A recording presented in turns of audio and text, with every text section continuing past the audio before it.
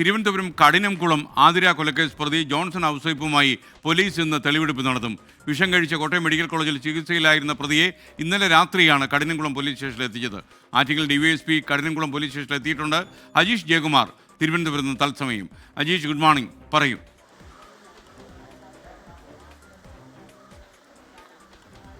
Good morning S K. എന്തായാലും ആതിര കൊലക്കേസിലെ പ്രതി Johnson ഔസേപ്പിനെ ഇന്നലെ രാത്രിയോടെയാണ് കോട്ടയം മെഡിക്കൽ കോളേജിൽ നിന്നും തിരുവനന്തപുരത്ത് എത്തിച്ചത്.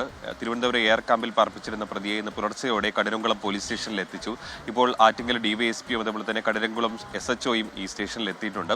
ഈ പ്രതിയുടെ ഒരു പ്രാഥമിക ചോദ്യം ചെയ്യൽ ഇവിടെ നടത്തും. അതിനുശേഷമായിരിക്കും ഒരു തിരിച്ചറിയൽ പര്യടനം ഉണ്ടാവും. അതിനുശേഷം ആറ്റിങ്ങൽ കോടതിയിൽ പ്രതിയെ ഹാജരാക്കി റിമാൻഡ് ചെയ്യുകയാണ് ചെയ്യുന്നത്. തെളിവെടുപ്പ് നടത്താനുള്ളൊരു സാധ്യത പോലീസ് തള്ളുകയാണ്. കാരണം ഈ കഠിനംകുളം ഈ ആതിരയുടെ വീടിരിക്കുന്ന സ്ഥലത്ത് ഒരു ജനരോഷം കണക്കിലെടുത്ത് ഇന്ന് പ്രതിയെ തെളിവെടുപ്പിന് എത്തിച്ചാൽ ഒരു വലിയ സംഘർഷത്തിലേക്ക് കടക്കാനുള്ളൊരു സാധ്യത മുന്നിൽ കണ്ടാണ് ഇന്ന് തെളിവെടുപ്പ് വേണ്ട എന്നുള്ളൊരു നിലപാടിൽ പോലീസ് എത്തിയിരിക്കുന്നത്. എന്തായാലും ഒരു പ്രാഥമിക ചോദ്യം ചെയ്യൽ ഇന്ന് സ്റ്റേഷനിൽ നടക്കും. കാരണം ഈ കൊലപാതകത്തിന്റെ ഒരു ഏതാണ്ട് ചിത്രം തെളിഞ്ഞിട്ടുണ്ടെങ്കിൽ പോലും പ്രതി ഈ കൊലപാതകത്തിലേക്ക് പെട്ടെന്ന് പ്രകോപിച്ചത് എന്താണെന്ന് അറിയേണ്ടതുണ്ട്. അതുകൊണ്ട് പ്രതിയെ ഒരു വിശദമായ ചോദ്യം ചെയ്യൽ നടത്തണം.